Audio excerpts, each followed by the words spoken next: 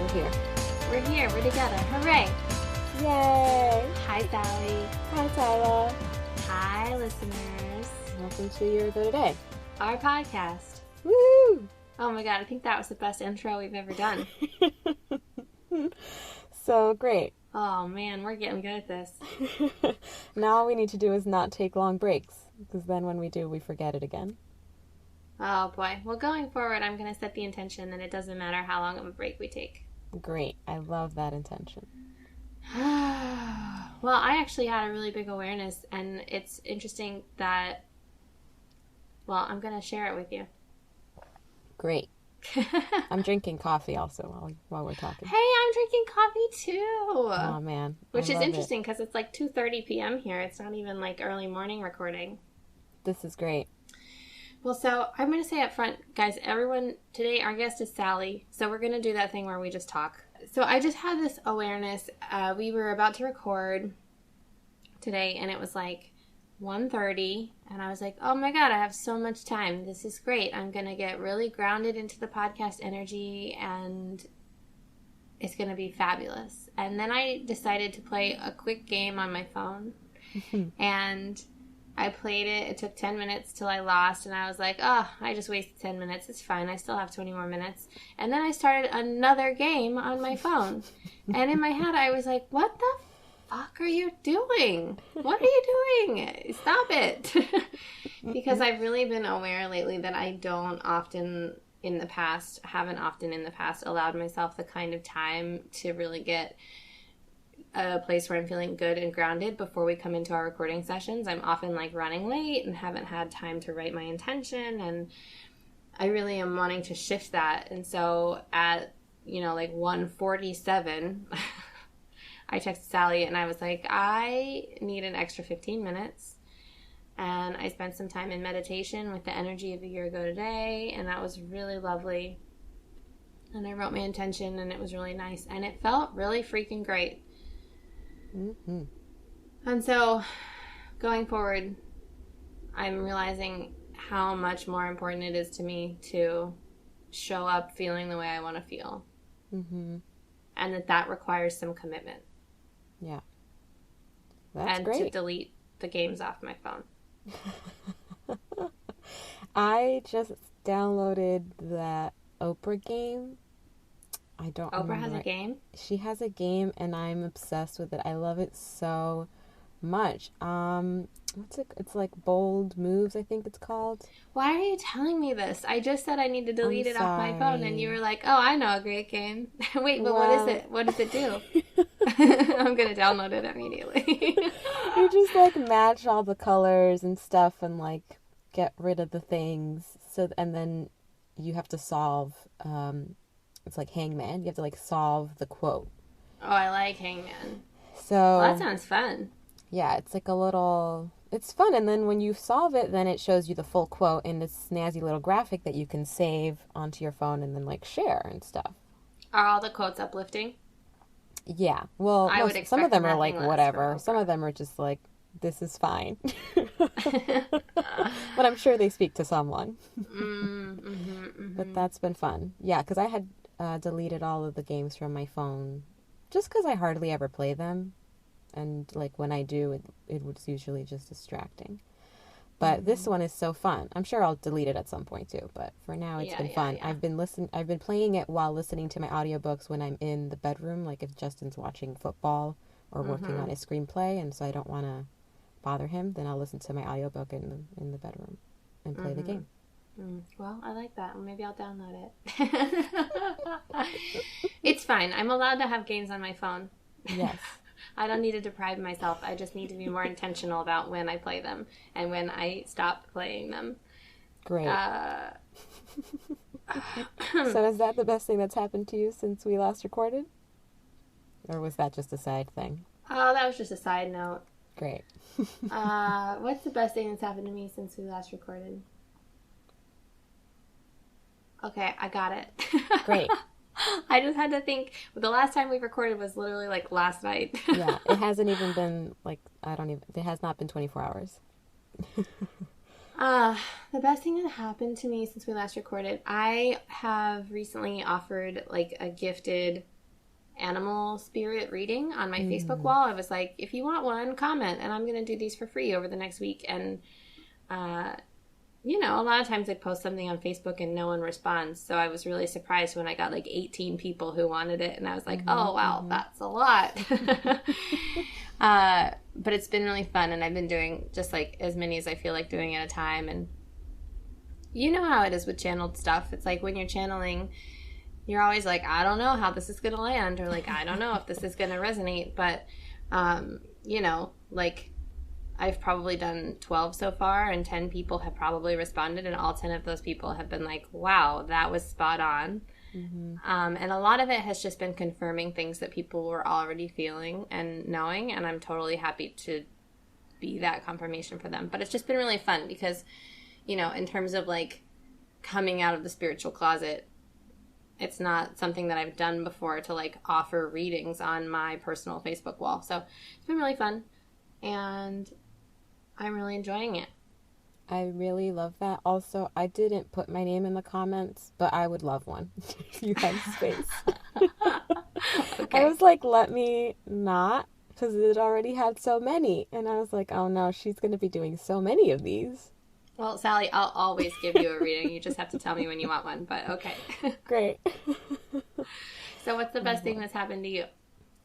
Last night was the full moon. We had a sort of last minute full moon circle type of thing. I mean, I guess it did turn out to be a full moon circle, because Jess Grippo's in town, and I was so confused. I saw on your Facebook wall where you're like, I'm seeing Jess and Sarah tonight, and I was like, what? And I was like, are they having an online gathering that I'm not invited to? And then I was like, oh no, they're having an in-person gathering that I'm not invited to. It was so great. I loved it so much. It was so like nourishing. It was funny too, because Sarah, she gave me a ride, and we were saying beforehand, like, we were talking about how some people weren't gonna show up until like 9 or like after 9, and we were like, oh my god, like that's like so late. Like we need to be in bed by 10. So we were both like, well, like if we don't, if we start to get tired, like let's go home, blah blah whatever. We didn't even notice what time it was until it was like 11:30, and then we were like, oh well, I guess this is going well. Well, I feel like that's what always happens when I get into like a women's circle. It's so good because it's so like nourishing. It's not like a huge, like the typical outing. It's not draining. Yeah, exactly. So even for an introvert, it can be really fulfilling and delicious. Well, I want to know, since we don't have another guest and we can do whatever we want because it's our podcast, what did you set an intention, since the full moon is all about releasing? Was there something specific that you set your intention around releasing? Yes. So I released doubt of my process and of the guidance that I receive, which is because that's something that's been coming up a lot lately. Like Jordana, for instance, will constantly be like, well, if you trusted the guidance that you get for yourself as much as you trust the guidance that you get for other people, like what would be different about your life? And I was like, oh, everything. All of the things. You're like, I would be a millionaire. Exactly. So that, and then the other thing that I released was, what was it? It was just like learning from pain, and so that I can really deepen how I learn from pleasure, and seeing the value of pleasure more. I'm just like done with like learning from pain, and not from failure, but from like struggle. Like, it's just like, I'm just over it. And there were aspects of myself that were clearly still hanging on to that are truly no longer serving me. Like, I got it. I spent, 30 plus years learning from pain. I got that down. Let's explore more this whole learning from pleasure thing. It's a real bitch that all this happens in layers. Yeah. Oh, totally. Like, it's great because I think if we had to deal with like the full magnitude of some of our issues all at one time, like our heads would just explode. So I understand why it has to happen in layers. Mm-hmm. And at the same time, when you're like, how am I still enacting this pattern? Yeah, it was really powerful. And then we didn't have like a fire or anything. So I was the one who took them home. Like everyone wrote it down on a paper. and I burned them in our fireplace this morning. So that was really lovely, and like I said, a little prayer before burning them, and sprayed like some prosperity mist all around. And it was just so good, and it was so lovely to connect with new people since I don't really have any friends here. That was fun, and hanging out with Sarah was fun, friend of the podcast. It was all just really great. And it was, speaking of channeling, I got to channel some guidance for Jess, which was really funny and fun, because it was like it was very impromptu. She had said earlier on, like, oh, maybe I'll ask your pendulum something. And then by the time that like that happened, everyone was like back in the room, like in the circle, and so it was like spotlight on Jess as she was sharing her thing, and then like spotlight on me as I was like, whoa, your posse is like really chatty right now. I have so many things to say. That's so fun. And it was good, and it supported her and served her, so that was a lot of fun. That's so great. Well, I'm so glad you brought that up. I tried to ignore the full moon.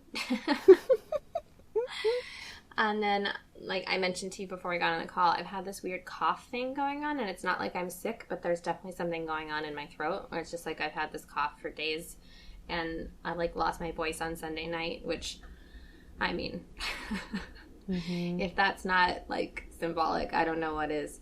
And I was feeling pretty fine last night, but then I went to bed and I just like could not stop coughing, and I was laying there and I was like, I obviously need to be moving through something right now, and really resisted it. And finally was like, okay, you know what? Fine. I'm just going to get up and do the things that I know will help move this energy, because I really want to go to sleep. And laying here coughing is just pissing me off at this point.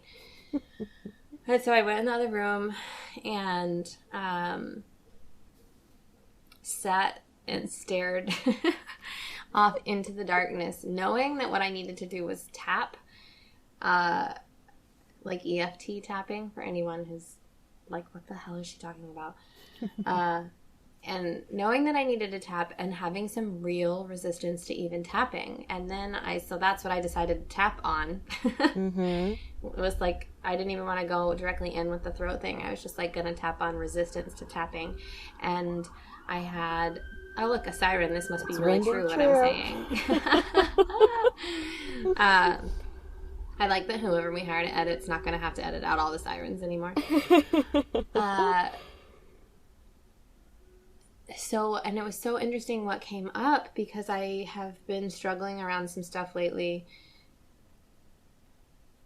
whether or not to speak my truth. Like, there are some things that I want to be witnessed in by some people who I think, people in my life who don't feel all that open or willing to be a witness. And it's really been interesting, because I've been in this situation where it's like, do I stand in this anyway? Do I ask them to witness me anyway? Do I speak my truth anyway? And I thought that that's what the throat stuff was going to be around. But as I like tapped through it, what started coming up for me was more around how I'm trying, or have been trying really hard, to fix my problems very much in the physical realm. And I haven't been like praying about it, for instance. And I haven't spent time like having a conversation from my higher self to the higher selves of these people that I am longing to witness me. And I realized that it's, talking about layers, it's me still not entirely trusting God. And it's like, can you do the spiritual work and let that be enough? Like, what is this like fierce desire to be witnessed by these people who it's pretty clear would rather just pretend like what's happening isn't happening? And realizing that there's a little bit of an ulterior motive inside wanting to be witnessed by them. It's like a little bit wanting to be thanked and held with gratitude for this spiritual work that I'm attempting to do, that I think is really benefiting all of us. And realizing that that is not the right place to move from when you want to be witnessed. And just, I don't know, being like, why am I so afraid to get intimate with God and with spirit? And then what came up was really interesting. It's like I realized that I've been standing in my truth a lot lately, and I'm afraid that in getting closer to God and Spirit, I'll be called to stand in my truth in bigger and bigger ways, and that inside of that, I will probably ultimately lose these people who I'm so longing to be closer to. Mm-hmm. And I was just like, oh my God. So that's why I'm like not meditating before the podcast. And that's why I'm still not fully committed to my spiritual practice. It's that I've been really afraid that in a deeper commitment to my relationship with God, I'm actually going to lose things in the physical realm. Mm-hmm, mm-hmm. So my intention for the full moon was to release some of that fear. Well, my intention for the full moon was to release that fear. Mm-hmm. And I prayed last night before I went to bed, and then I prayed this morning first thing when I woke up. And prayer is not something that have been very comfortable with in the past, and yet it felt really nice. And so, anyway, I love it. This is our podcast, and we do what we want, and that's why I decided to tell all of you that on the air instead of just telling Sally on the phone. No, it's because I think that is for someone who's listening. I felt really called actually to share that on the air, and I think that I trust God, and I know that my desires come from God, and so my desire to be witnessed by all of you in releasing that is serving someone somewhere, somehow. Woo-hoo. I'm exhausted. That's funny. Oh boy. Right. Well, I love all of that. Just kidding. I'm so excited for our episode today. Woohoo! I am too. I don't even know what's going to happen or what I'm going to say. Me neither. And, well, I'm not going to say anything else until we introduce what it is. Okay. Great. Okay, so, Sally. Yes. Welcome to our podcast. Thank you. We're happy really to be here. Happy to have you. We're honored, in fact. I invite you to close your eyes. Mm-hmm. And really go back to that moment a year ago today when you knew, you know? Mm-hmm. Okay, so go to that moment and take a really deep breath in.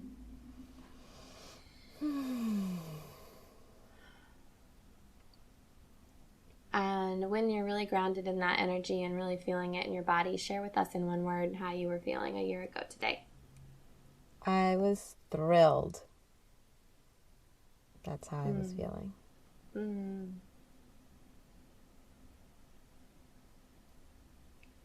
How did it feel in your body? It felt like buzzing excitement. I like that. Yeah, me too. I'm feeling it now. I know.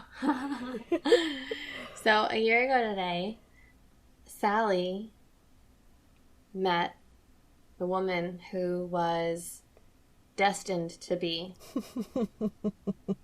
her manicurist. Yes. Oh boy, I know what some of you out there are thinking. Let me tell you. You are thinking, what the fuck is this? Personal growth, bullshit, yada yada, a manicurist? What the fuck do nails have to do with personal growth? And the reason I know that that's what you're thinking is because I went through a lot of that with this episode. It's been on the calendar for a very long time, and I've spent a lot of time being like, are we really going to fucking record that? And we are. Yes, here we are. It was one of the first ones that we put on the calendar. Mm-hmm. And so I have been through all of the same things, because my first gut was like, oh, this needs to be an episode. And then, but several months have passed since then. And I've been like, I don't think this is an episode. I almost deleted it at one point. And we've rescheduled this recording session. Oh, yeah. We forgot to schedule this recording session, and then we scheduled it, and then we had to reschedule it. Yeah. So we're both having a little resistance to it, which I think means it's really powerful. Yes, totally. Which I know means it's really powerful. So, Sally, Why does this matter? This matters because I think in the simplest terms and most convenient definitions, that was a Breakfast Club plug. We're going to talk about our nails and quote the Breakfast Club. Yes, this is going to be the best episode ever. It's basically a sleepover. Ooh, that'd be fun. It's just like, yeah, the simplest way to explain it, like what felt so meaningful about it when we first put it in the calendar was that it really represented a new level of self-care for me and real commitment to my self-care. I have had an interesting journey with my nails. I went from never doing them to doing them all the time. And I would do them, I had a huge nail polish collection and would do my nails. You know what I just realized? What? Oh my God, this is weird. What? 3 days ago, you know how much nail polish I have because when you moved, you brought all of your nail polish to me and I kept half of it and I already had some. And I never do my own nails anymore. Less than a week ago, I threw all of that nail polish away. That's awesome. Okay, sorry, continue. I just didn't even realize that had happened until just this moment, and now I'm freaking out about what it means. I'm so excited about this. Go on. New commitment to self-care. Yes. You've been on a journey. I'm sorry I interrupted. It's all good. This is perfect. Yeah, so I would do them all the time because to me it was important to set aside that time for myself, and I'm a creative person and I loved playing with the nails and having accent nails before that was a thing. And just playing around with them, doing fun, weird things. And then I stopped doing my nails really. And then it was around the time of the Become a Muted soiree. So it was around 2 years ago. But I was like, you know what? I'm going to go get my nails done. And at that point I was making no money. Or very little money. I shouldn't say no money. I was making money. It was very little. And so it was a really big stretch for me to even go get my nails done. But that was the thing that I felt called to do. And after that, then I really started to prioritize going to get my nails done. But still, I didn't do it regularly all that much. And they weren't gel manicures, so I didn't need to go back at any certain point. And I was traveling a lot, so I was only traveling with a couple of nail polish colors, so whatever, all these things are happening. I feel before you even go any further, I want to ask you to get really honest, because when you're well, I didn't have a lot of money, for some people that could mean it could mean a lot of different things to a lot of different people. Can you share with us in some general actual number terms what your bank account was looking like? It was I was making a few $100s a month. Because all of my money was coming from editing and I was the best editor. So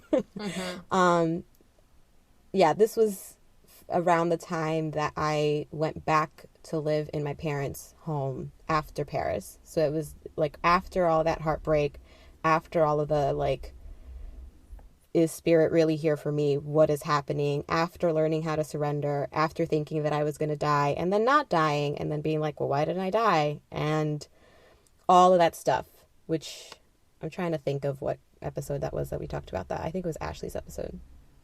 We'll link to it in the show notes.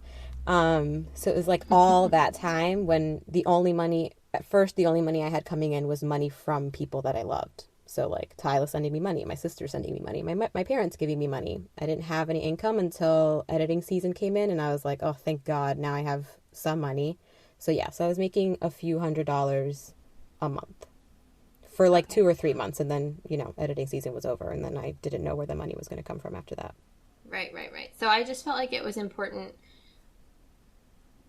because it's different when you have a full-time job and a steady income that's not as much as you would like it to be, and to be I'm going to indulge in this luxury for myself, or make this self-care thing a sacred practice. Yeah. when you have a stable income.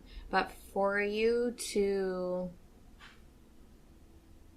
honor the importance of what it meant to you when you had so little money coming in, I thought it was important to be really real about what we're talking about when we say very little money. Yeah, I'm all about it. Okay, I interrupted you again, so proceed.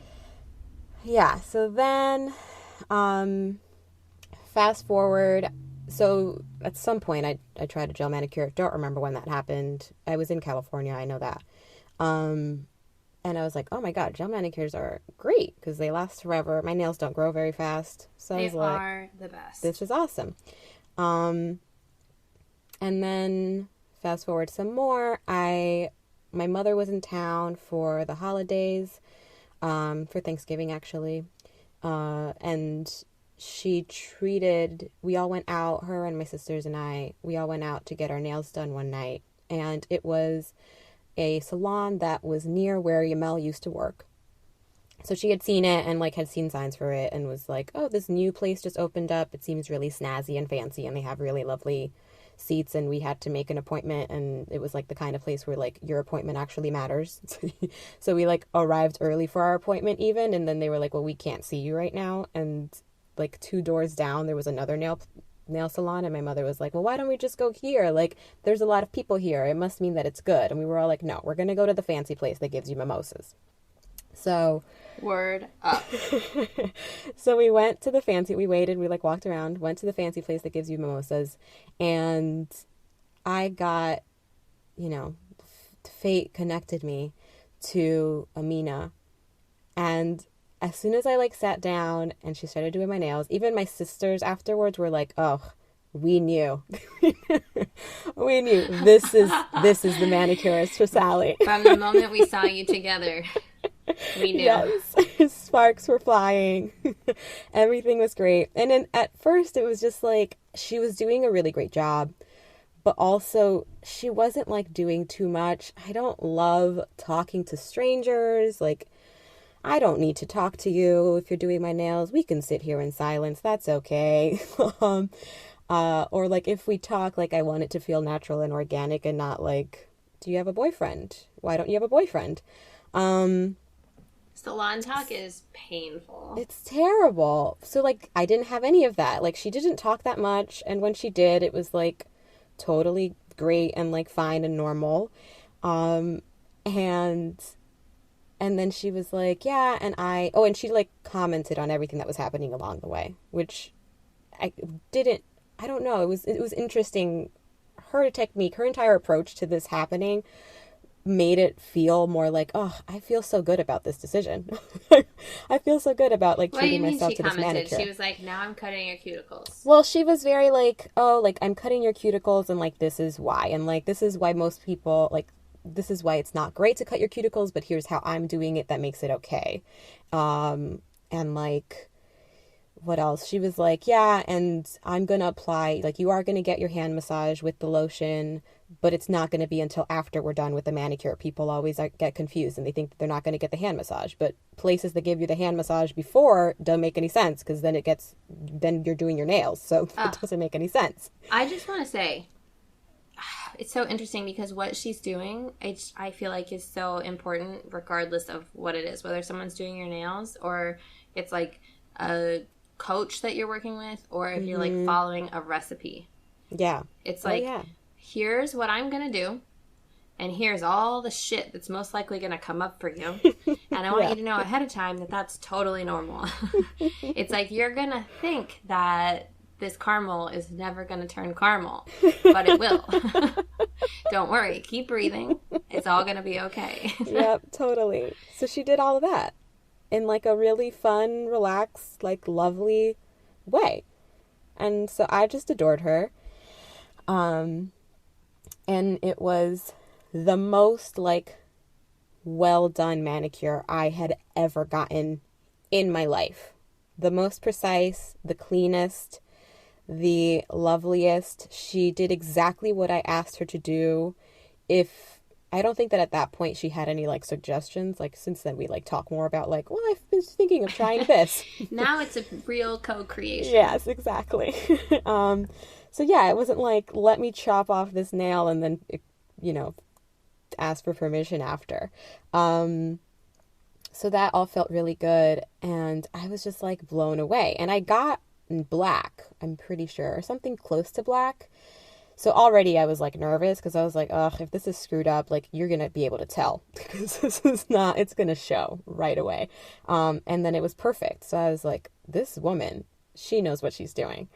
So that was great. And then I remember one of the things that like stood out from that experience, because I didn't realize at that point, even though I was like, oh my God, I love this woman, I didn't realize that from then on, I would never, ever see another manicurist again, which I still have not done. But when my mother was like giving the tip and stuff, it was like I did not feel it was a sufficient tip. I love tipping well, especially for things like waxing and manicures, these things that I like value and that I see. I love tipping well for everything. Well, yes, that is true. But I don't know. I feel like those things in particular, like if you're waxing my vagina or if you have to put up with my crazy toes. Oh my God. One time I got a bikini wax, and I don't know what happened. I don't know how it happened. I just like forgot to tip the girl, and I felt so bad. And then I went back next time, and it was the first thing I said when I got in the room. I was like, well, and they don't even know at the place that I go, because you just put it in a little envelope with their name on it. Mm-hmm. So they don't necessarily know who tipped what, unless they're looking after every client, which they might. I don't know. But the next time I went in, the first thing I said was, I didn't tip you last time, and I want you to know that I'm going to tip you double today, and I'm so sorry. I love that. Yeah, it's important. And it was important to me. And so I felt like she wasn't leaving sufficient tip, my mother. And so I left a personal tip. I was like, here's $20 or whatever it was that I left. And yeah, so like that also was like, ugh, I love this woman. She's phenomenal. She's the best manicurist I've ever had. I'm going to give her the best tip I've ever given anyone. And it's like, I mean, I feel like it's a normal priced mani-pedi. But anyway, yeah, and she kept giving me mimosas. Like, everything about this experience is great.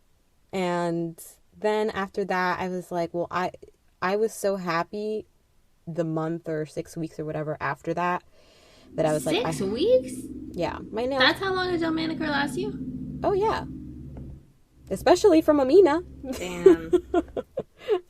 They're so great. They last me forever. My nails don't really grow out until like 4 weeks after, so you can tell that it's been a while, but the nail polish itself is still completely intact. And that's when I knew. I was like, I have to go back to this woman, because my nails are pristine other than the fact that they've grown out. So I went back, and then I just always went back. I went back forever and ever, all of the time. And it was the first time that I've ever regularly gone to get my nails done. And that I felt like I had this like sense of accountability, because it was the same person, and she would know, like, and she has done this where she's been like, it's been so long since I've seen you. It's been too long. Why have you not come back? What's happening in your life? What's going on with your business that you have not been back in 9 weeks or whatever? I like that she knows that. She's like, oh boy, what's going on in your business? Yeah. Yeah. So she knows what a priority it is for you.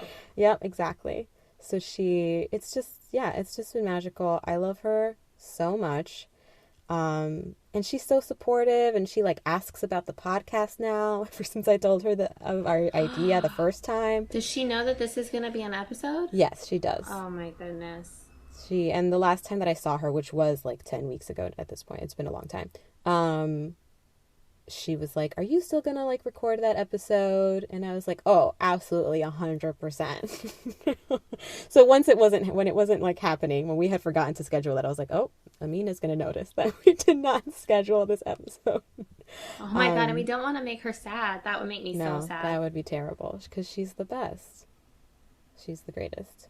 So yeah, those are all the things I love about Amina and what finding her has meant to me. I'm sure there are more things, but that's what's coming to mind now. Well, great. I want to know more about the spiritual side of this for you. Like, I think that absolutely anything can become a spiritual practice, and I think that you agree. Mm-hmm. And I want to know why. And I want to know, like, why this, and I want to know, like, what specifically this does for you and how it makes you feel and why it's important. Great. To me, it's a lot of things wrapped up in one act. So it's time, like going to a yoga class or whatever, where like my phone is off, it's in my bag, I'm just with myself. And with Amina now. But like, you know, she's still, even though we talk now more, we're still like quiet for the most part. So I just get to like think and reflect and enjoy being taken care of by someone else. Having someone else like ask, like, is this what you'd like? Would you like this? Oh, I have an idea for this. Would you like to try that? That feels really wonderful. And it's like a way in which you can practice receiving support. Oh, totally. Yeah. Mm-hmm. And that's what created the shift for me from doing my nails myself to having them done by someone else was that. At the time, I was really starting to, or continuing to, because I had been doing it for a while, but I was really still deep in this, like, how can I receive more? How can I really receive from every experience? How can I receive from other people, and not just myself? Well, and what's so interesting is I'm ascribing more and more and more and more and more and more and more and more to the belief that how you do one thing is how you do everything. And I'm sitting right now thinking about like some of the stuff that comes up for me when I go to the nail salon. So can I just like tell you some of the things? Yeah. Because it's going to be really interesting. And I really would invite people listening to think about this too, not necessarily with nails, but like how you do one thing is how you do everything. So if you look at the way that you're reacting in a part of your life that's not necessarily emotionally charged, like getting a manicure, it can give you like really incredible insight into things that are emotionally charged. So I haven't actually done this yet, so let's do it live together. Okay, so when I go get my nails done, I often feel anxiety about fitting it into my schedule. Mm-hmm. And even if I put it on my schedule, I often end up moving it a few times because it seems less important than other things. Mm-hmm. Even though once I get my nails done, it brings me so much joy. Mm-hmm. So that's one thing. So another thing is that I like sometimes have anxiety that I am not being understood or that things are not going the way they should be. You know, like, you know, it's like I want to make sure if I'm getting a manicure and a pedicure that they're soaking off the gels for plenty of time so that they don't have to like mutilate my nails to get the polish off. Yeah. And if they don't start soaking the gels like pretty soon after I sit down, I get a little anxious. And it's like I don't trust that I'm going to be taken care of the way I'd like to be taken care of. And sometimes I vocalize it and sometimes I just sit there in my anxiety.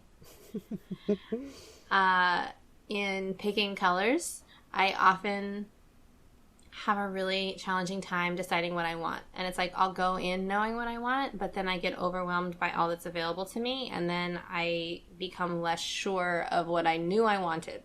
Mm-hmm. And then if I want an accent nail or something, I sometimes get really anxious about asking because I feel like I'm causing them an inconvenience or like I'm making it more work than it needs to be. Mind you, I'm paying them. Yep. So it's like all of these things that come up for me when I'm getting my nails done. Well, and there's more. I'm going to keep going.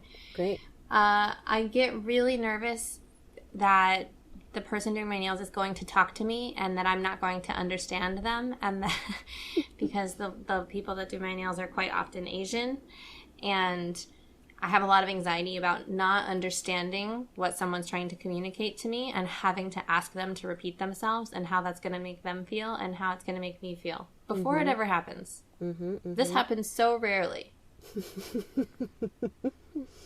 And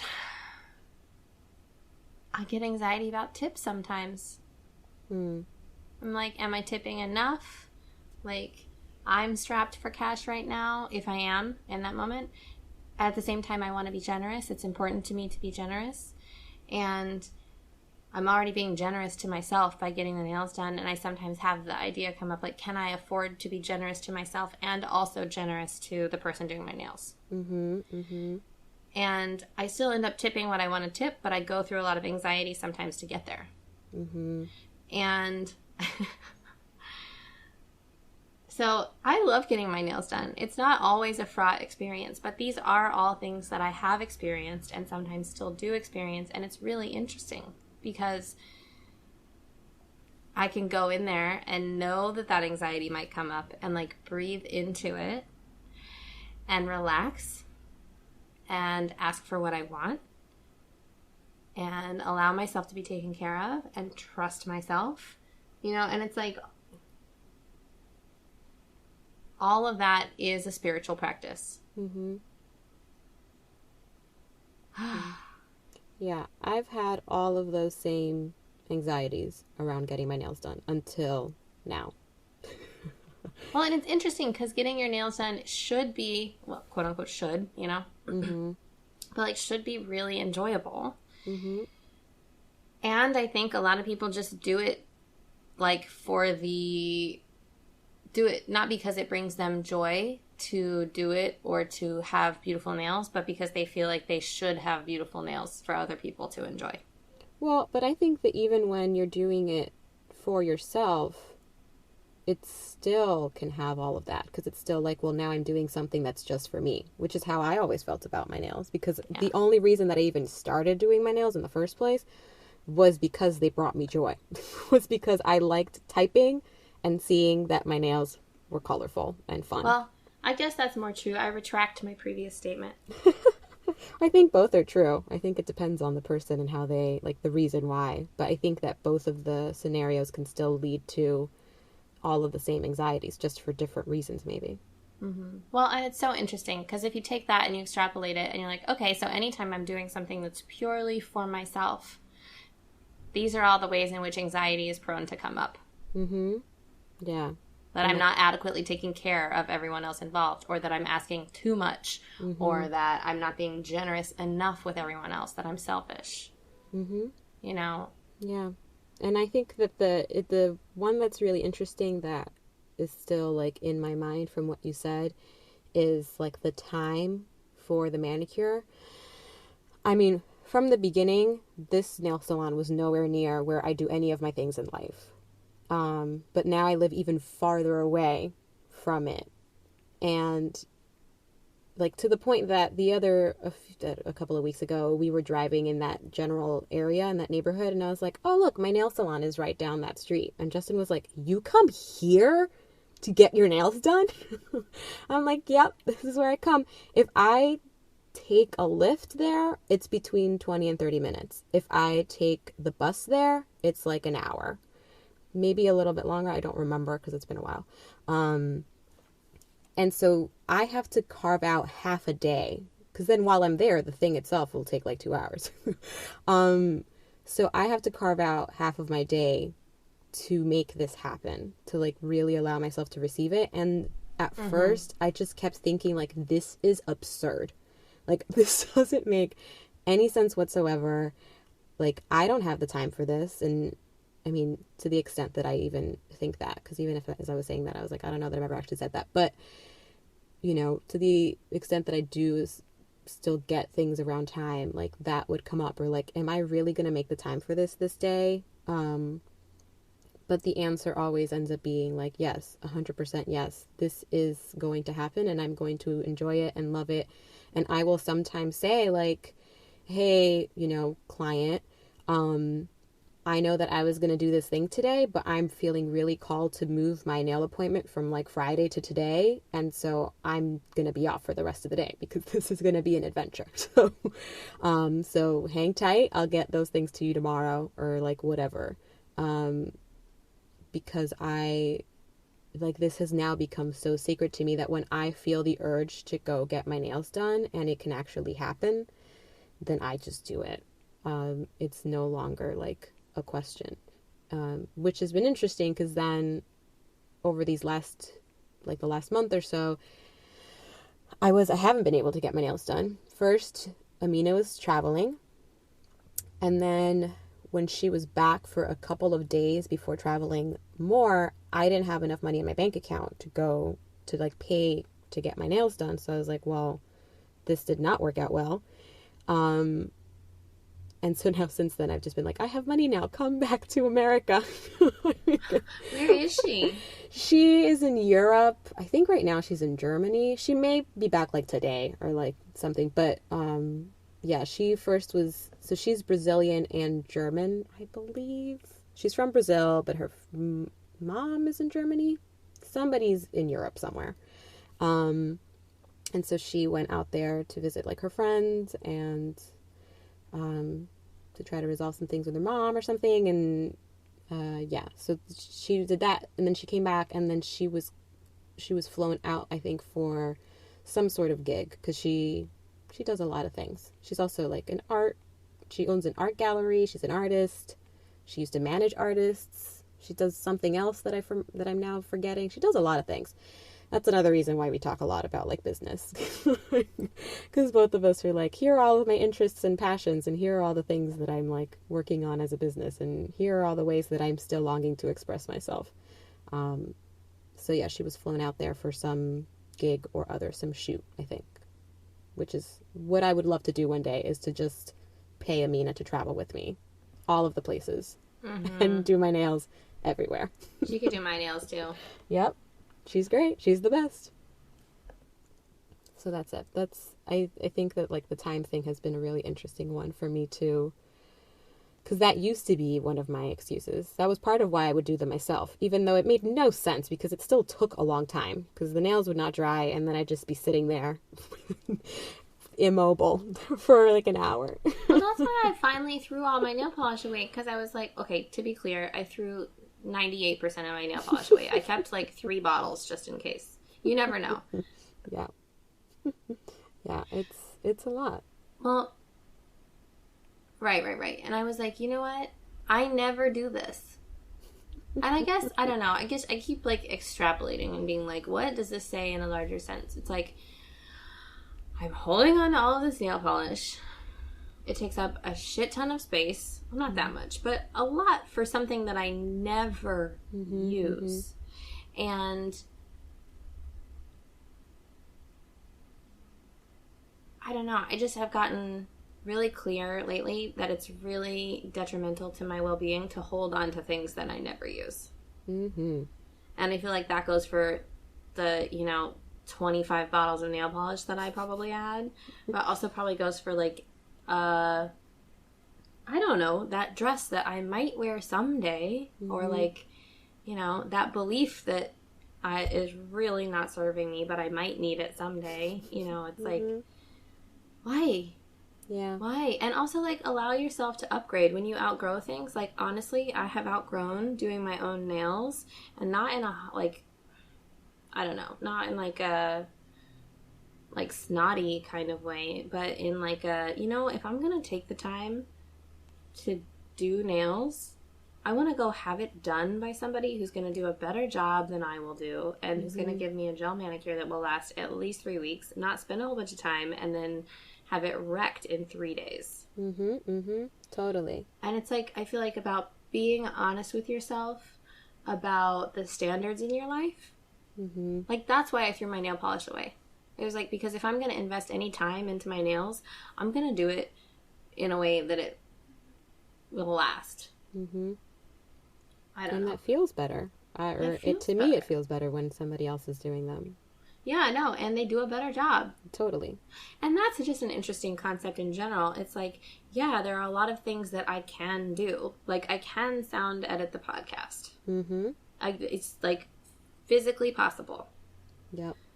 But someone else will do a better job, and I will enjoy my life more if I let someone else take care of me in that way. And it's like, what are all of the ways that we're walking around trying to like do it all ourselves that is really like inhibiting our growth and expansion rather than supporting us. This came up last night in our full moon circle. This notion of like, well, I've just gotten used to like doing it all myself, and like I can be really scrappy. Like there's this scrappy energy that I'm really great at, and I can come up with an idea and figure out how to do it all myself. But like, why? That's not necessary at all. And it's like, you can know that you possess that energy without needing to be in that energy unnecessarily. Yeah, because I'm sure that it will serve you at some point. There will be like moments when that will be what's required, and it's good to know that you can do that and that it feels good for you to do that. But that doesn't mean that it's always necessary, and it doesn't mean that it always feels good. Right. So it's and if there's an emergency situation in which I need to paint my own nails, I can. And I will. Yep. I kept 1 bottle of red nail polish and 1 bottle of gold nail polish and 1 bottle of hot pink. Those are the most important colors. Right. I'm prepared. Yep. In case of a manicure apocalypse, I'm going to be taken care of. You know what I also did the other day? What? I had this, you're going to know exactly what I'm talking about. There was a little green, like, zipper pouch that had, like, my cuticle pusher backer thing and my nail clippers. And it was, like, back when I got it 15 years ago, probably at this point. Literally, I probably had this little pouch for 15 years. It's, like, it was great. It had all these little things to hold everything in place, but all the little plastic things are broken. Yeah. And for some reason, I've kept it anyway. And the other day, I was like, what am I doing? And I just, like, threw it away. And I have this gorgeous gold, like, pencil case that is the perfect size for my nail things. And I put it in there, and I was like, this is such a freaking upgrade. That's great. Yes. And I feel great about it. That's wonderful. I mean, just don't underestimate the power of the little small things. Yeah. They make a big difference. Well, I also wanted to talk about commitment. In terms of self-care. And so there's this coach, Alison Braun, who has this thing called the business pleasure map. And she basically is like, map out your like desired life. You know, so she has you kind of like reverse engineer the kind of prices that you need to be charging by starting with like a line item budget for everything you want in your life. And so I did this, and it's like, okay, ideally, I would like to get a gel manicure and a pedicure every 3 weeks. I would like to have a massage once a week. I would like to have acupuncture every other week. I would like to do Epsom salt floats, which I just think are the best thing in the world, like weekly. And at the time, it's like, okay, so not all of this is feasible in this moment, right? So it's like, which things do you commit to? Which things do you choose to make non-negotiable? And because I was feeling overwhelmed, I like set a like so-so level of commitment around getting a massage every other week to start. And I have not done it at all. That was probably in February, and I've probably had like 5 or 6 massages since February. And it's December, to be clear.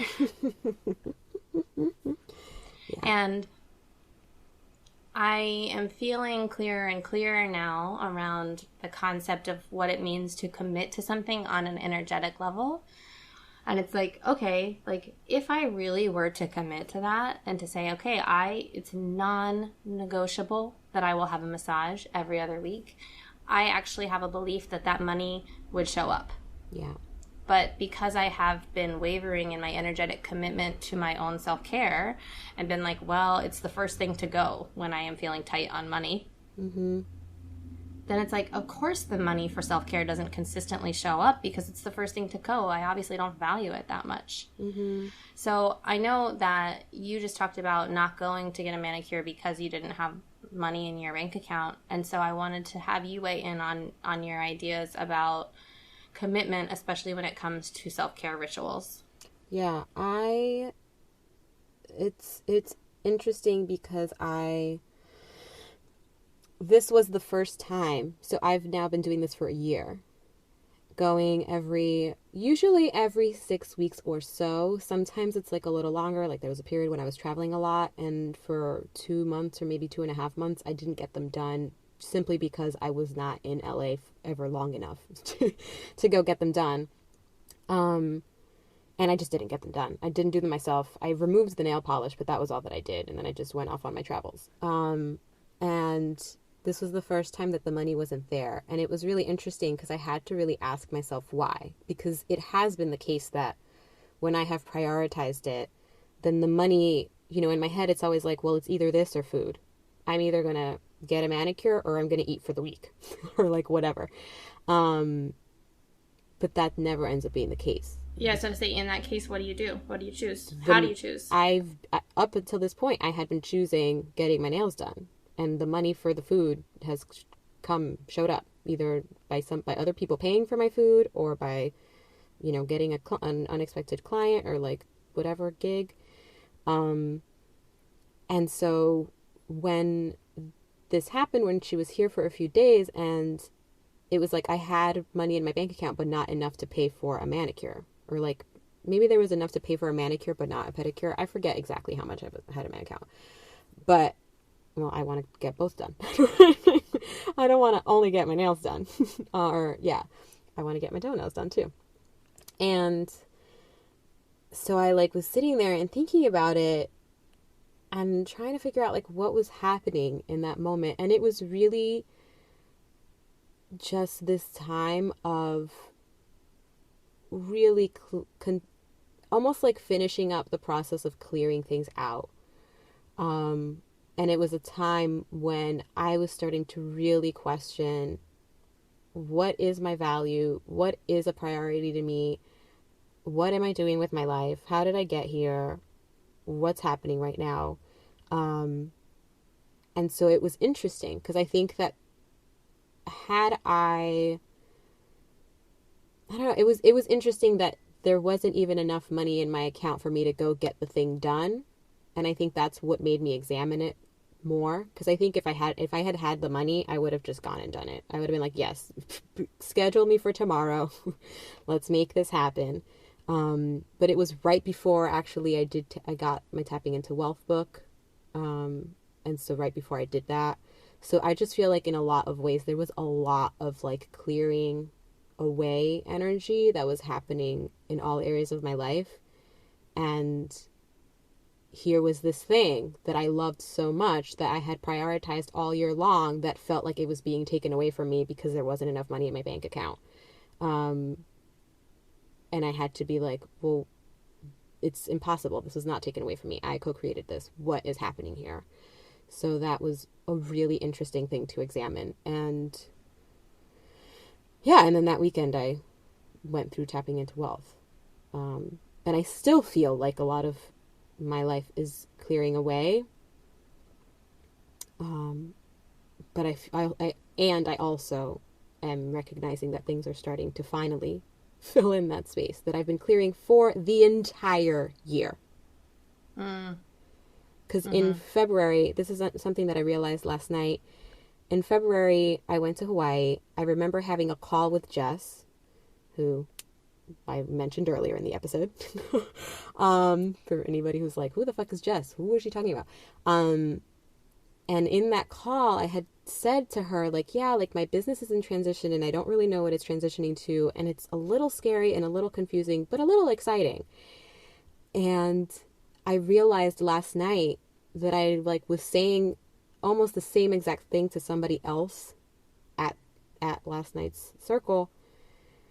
And I was like, well, no wonder these last few months I've been so frustrated because I have now been in this same position for almost a year, where every single time that I start to do anything, then the message that I receive is, no, you need to clear more. And I'm like, I don't have things left to clear. What is happening? Like, how much clearing can I possibly? Yeah, no, totally not. More clearing. But like at every step, at every turn, I was like, Spirit, what the fuck are you doing right now? Like, I do not understand, and I don't like it, and it doesn't feel good. And it was just interesting that now we're also having this conversation because, like, I hadn't really realized how much time I had been spending in this clearing phase. Like, I hadn't consciously noticed it until last night, and earlier yesterday, when I had started like my year-end review and all that stuff, and one of the things that I did with like the Dean Street training was she had us like write down what happened each month, like the highlights of each month, and then how we were feeling that month, like given all those highlights, all the like the snapshot or whatever. And you have to be like really honest with yourself. And in all the like from I think like September till now, it was a lot of like excited and confused, frustrated and tired, annoyed, angry, exhausted. And so all of that kind of came together last night when I was like, oh, of course I've been feeling tired and exhausted and drained and angry and frustrated and confused, because I've been in this clearing out space for far longer than I thought I would be. And I don't think that I would have said yes to that if I had known at the time. But there I was, and here I am. Well, it's so interesting as you're saying that. I'm obviously thinking about myself, because that's what I do. No, I'm listening to you. And I don't think it's a bad thing that I'm thinking about myself. I'm thinking, how does this relate to me? How can I apply this to my own life? And I hope that everyone out there is thinking the same thing. Mm-hmm. And I'm just thinking about my closet. Mm-hmm. And I have been since, God, when did I start purging my closet, Sally? Do you remember? I want to say this year. Early in the, yeah, I want to say it was early summer, but I'm not 100% certain. Well, I don't know. I have this year gotten rid of like at least 80% of the clothing that I owned. And it's so funny because I'll purge my closet and then like a week later, and I'll get rid of like bags and bags of stuff. And then like a week later, I'll purge my closet again. And it's like each time I'm going through being like, okay, what else can I let go of? What mm-hmm. else do I really not love? What else do I really not need anymore? What else am I hanging on to for a sentimental reason, even though it's not practical? What else do I try on and then always put back on the hanger? Mm-hmm. And it's so interesting because I've been aware of this, I think, not on a totally conscious level, but a little bit. That's also what I've been doing in my belief system. Mm. Is like going in over and over and being like, all right, what else can I get rid of? Mm-hmm. What else do I not need? What else is just taking up space? What else is old, stagnant energy? Mm-hmm. And it's just like I was saying earlier, it's like, like one thing is how you do everything. I really like would invite anybody who's feeling kind of stuck in their spiritual life to begin clearing. And if it helps, just start in the physical. Yeah. Because I swear to you that by making purging my clothing a practice, it has affected my spiritual practice. And it's like this weird thing where it's like you don't have to consciously necessarily address the belief system to really be shifting the belief system. Mm-hmm. It's every time you go through your closet, getting more and more and more honest with yourself. Mm-hmm. Or like every time you go to get your nails done, relaxing more and more and more and more around receiving support and not feeling bad about it. Yeah. Totally. I don't know. I guess I feel like I'm finally seeing the value in realizing how like you don't have to sit locked in a room trying to like wade through a lifetime worth of limiting beliefs if it doesn't feel good. You can mm-hmm. go clean out your closet instead. Mm-hmm.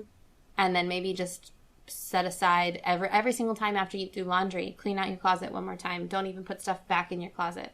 Yeah. In fact, if you don't even want to do laundry, like do it. Sometimes I purge before I do my laundry. Mm-hmm. And I'm like, what can I get rid of? What do I not even want to take the time to wash? Mm-hmm, mm-hmm. I love it. And to examine the reason, if there's something that you're not willing to let go of, even though you know you don't need it, to examine the reason why.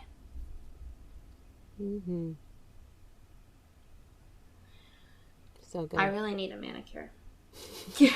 I also do. I keep like meaning to take a photo of my nails because they look crazy. Because like I said, I refuse to get them done anywhere else. I could get them done cheaper, probably faster, but I'm not interested in cheap or fast. I'm interested in Amina doing my nails and taking as long as she requires.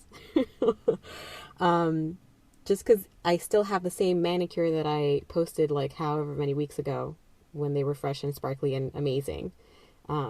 Maybe I'll do it today now that I actually am like saying it out loud. Because my nails look cray. Justin is like I feel like Justin maybe is like low-key concerned. Yeah. He's never seen my nails look this way. That's funny. He's like, so when are you gonna get them done? And even when I was like, I told him, oh yeah, Amina's back in town, but like I can't go get them done until I get paid this weekend, blah, blah, but she's gonna be gone. And then he was like, well, maybe do you think that you want to get them done at the place nearby? I'm like, no, Justin, I do not. I'm gonna wait until Amina comes back. It's so funny. I thought we were going to be almost done with this episode, but now I have something else I want to say. Great. Well, it's like Justin's obviously trying to help. Yeah. I had this conversation with Matt last night. We were sitting in the living room and we're thinking about getting a new piece of furniture, and I'm really excited about it. And then he was just like watching me and he was like, you look like the weight of the world is on your shoulders, basically. And I was like, I am just like, like I this corner where all of our food stuff ends up, because we don't have a real pantry, but you could just like see all the food sitting there, and looks crazy. And it's not been driving me so crazy until lately, and now it's really, really, really starting to grate on me. And he was like, well, we don't have to get this thing. Like, we could buy a cabinet and put there to put the food in. And I was like, I know you're trying to help, babe. But I don't want a cabinet to put there that doesn't match the bookshelf on this side of it or the kitchen cabinets on this side of it. What I want to do is rip out the whole fucking kitchen and remodel. And it's like, and I am so tired of the stopgap measure. And it's just like, whatever you said, what did you say? You're like, I'm not interested in cheap and fast. Yeah. I'm so not interested in cheap and fast. Yeah.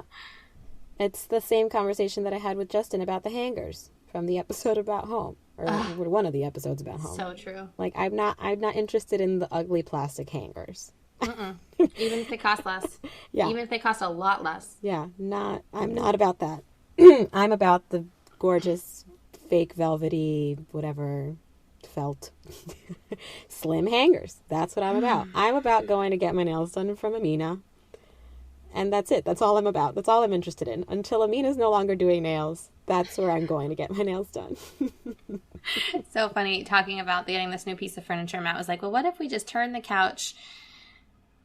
And I was just like, absolutely not. 100% no to that idea. I love you and I'm sorry, and absolutely not.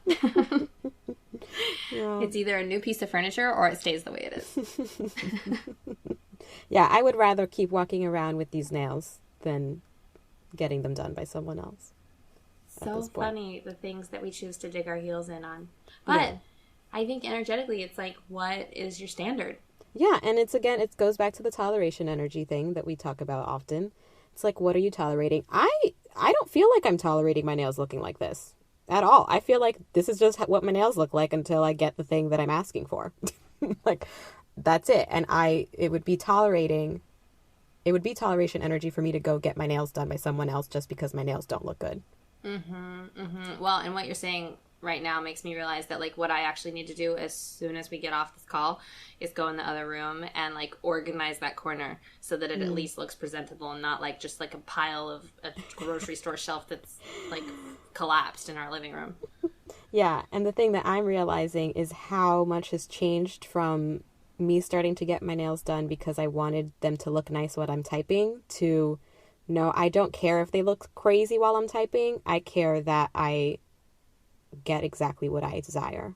That's what I care about. I care about the experience of doing my nails and having that feel fantastic. Because I want to feel the way it makes me feel to get the thing I want. Exactly. I'm not interested in a substitute. Ugh. Who knew? It's be challenging to live with. It may be. I'm like, our poor boyfriends. Well, but I'm sure I know Justin has his own things. Yeah. Well, and I definitely feel that Matt is, like, learning from me, even if it's only on a subconscious level, to like not accept less than what he wants. Well, yes, 100%, because this is like when I texted you the other day that we were having that sink problem where all of the grossness from the other people's drains and like our drains and all the drains were like in our sink, was like bubbling up in our sink. Disgusting. It was absolutely disgusting. It smelled awful. It looked gross. And then it turned out that we were the first people to say something about it, but it was happening in other apartments. So there was like this building-wide issue, or whatever, property-wide issue, that everyone else seemed to be tolerating because we were the first ones to speak up. And it wasn't until we spoke up that they started to check other people's things. And it was like more to see like, oh, is this, you know, has this caused water damage somewhere else? And then it turned out that like all these other apartments were being affected. And I was like, what's happening here? And I realized that it was because Justin and I were no longer in that same level of toleration energy, because it wasn't like, it was gross, but it wasn't like we were going to die. Like it was nothing like that. It was not like, life-threatening. Exactly. So, yeah. So I think that's it. It really makes me wonder, like, what would shift on a collective level if everybody just, like, became a little less willing to exist inside toleration energy? Like, what could change on, like, massive scale if everybody was like, you know what, I'm not going to tolerate this anymore. Yeah. And it's not about, like, throwing a tantrum and stomping around until you get your way. It's, like, really shifting your energy to being like, you know what, this is actually not acceptable. Mm-hmm. Totally. And all the ways that we can do that more. Like, I can totally do that, for instance, within my business. Did I tell you I got a new sink? No. That's amazing. Okay, so the other night I walked out into the living room. So I've had we have 1.5 bathrooms, but in the main bathroom in our apartment, we've had a crack in the sink. Forever. And I created it on accident because something happened with the plumbing, and I had to like take apart the plumbing underneath. And as I was putting like stuff back underneath the sink, I like accidentally put pressure on one of the pipes, and it like, God, I hope my landlord doesn't listen to this and find out that I'm responsible for the problem. Well, but like, why were you fixing the plumbing? I don't know, because this is the crazy thing that we do, right? I'm like, I totally have the capability to fix it myself, and I'm just going to look on, like, YouTube, which is what I did, and get down there with a wrench.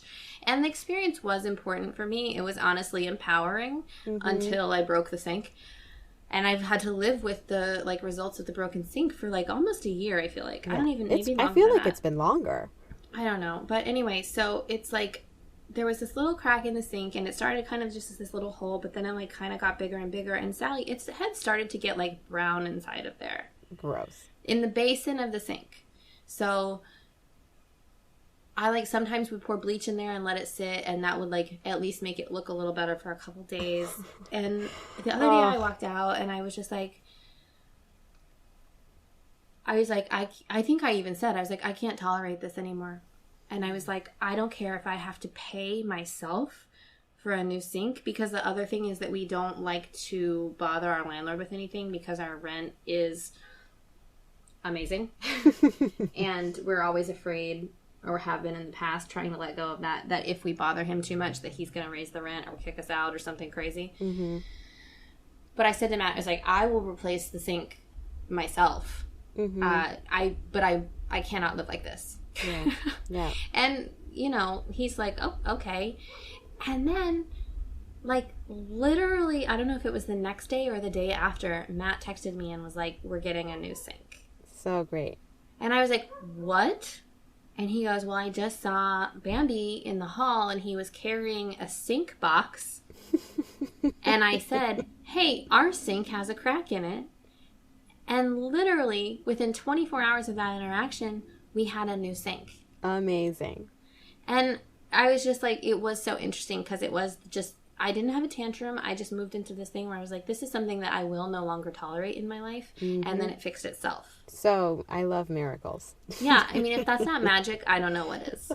Yeah. No, totally. It reminds me of when our tub was clogged, And I was like, oh, let's get some Drano. And Justin was like, no, let's tell the landlord so that he can get a plumber in here. And like, that had never even occurred to me. I was like, but that's not their problem. Like, it's not the building's fault that our drain is clogged. It's our fault, which it turned out to not be our fault, P.S. But in my head, I was like, that I would have never done that. And he was like, no, why would I spend the money for Drano when they can just bring in a plumber? And I was like, okay. Right. Like, why would I try to be scrappy when I can just ask for the support that I need from the person that I pay to maintain the building that I live in? You know, it's just so silly. I know. This is great. I know. This is like my favorite episode ever. So good. Oh, boy. Well, do you have anything else to say before we wrap up? Just that I love Amina. Everyone should use her. I like how you started to say that and then you were like, do I want to say that? Yeah. Well, because I was like, but then when will she do my nails? But I get them done like every 6 weeks. So I knew exactly what you were thinking. Fine. All right. So we'll put a link to the actual nail salon that Amina works at in LA if you want to go have a magical manicure experience. The best of your life. Well, and Amina, if you're listening to this, I personally want to thank you for all of the joy that you bring to Sally's life because it's a lot. Ugh, I love you so much, Amina. I'll see you soon. Yay! Okay, so Sally, close your eyes, please, and take a deep breath. And think about all you've learned in the last year and all of the magic and growth that your manicures have facilitated in your life and how grateful you are for beautiful nails and for this beautiful presence around your nails in the form of Mina. And tell me in one word how you're feeling. Magical. Supported is what came through for me. Yeah. That too. I mean, they're kind of the same thing. Yeah, for sure. And if you could go back to a year ago today and speak directly to yourself then from the woman that you are now, what would you say to her? Really relish and like rejoice and revel in the delight, the pure delight and yumminess and pleasure of this moment, and allow that pleasure to guide you and to teach you all of the things. So good. Great. Well, I'm gonna get my nails done tomorrow. I'm gonna text Amina and see if she's back in town. Everybody go text your manicurist right now. Just kidding. I don't have the phone number of anyone who does nails. Yeah, that was the other thing. When I like upgraded to one of her special clients that could get private access to her and to text her directly, that was magical. Luxury. Yep, that's right. That's true. Oh, I love it. Man. All right. Well, Sally, thank you so much for talking with us today. Yes. Happy to be here. If people want to find you on the internet, where can they do so? They can find me at Sally Simply or at sallymercedes.com or unmutedexpression.com maybe. We'll see when I update those sites. Great. What about you? I can be found, I'm Tyla Fowler on all the social media, and my website is tylafowler.com. And you can find our podcast at ayearagopodcast.com. Yes. Or you can email us at ayearagopodcast@gmail.com. We would love to hear about what self-care rituals are non-negotiable for you, or the kind of journey that you've had around making something like that non-negotiable. Yes. Yeah. I love it. Oh, and if you like our intro outro music, you can follow Zynahel, Zynahel, on Facebook, Instagram, Twitter, SoundCloud. You know what? If you want to email us about your self-care rituals, I'm going to give it a week after this airs. So I don't know what date yet this is coming out, but you have a week from when this comes out to email us. And then out of the people who email us, I'm going to draw a name out of a hat, and I'm going to send you a gift certificate for a manicure and a pedicure in the town that you live in. Yes. So that just feels really, really, really fun. I would love to gift that to you. So Nobody ever emails us, so your chances are good. So if you actually email, there's a good chance that you're going to win a manicure and pedicure. Love it. This is the best thing ever. That was not pre-planned.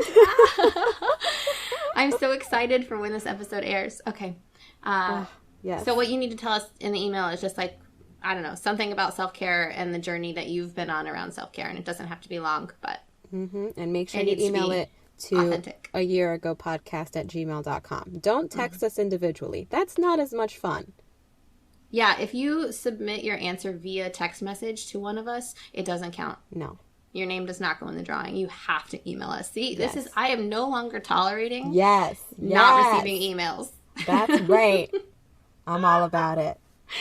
Oh my God, Sally, I love you so much. Love you too. Love you too, listeners. Yeah, we do. Thank you for hanging out with us and talking about nails and plumbing. It was like the two main topics today, nails and plumbing. Oh, I love it. Peace out, everyone. Okay, bye.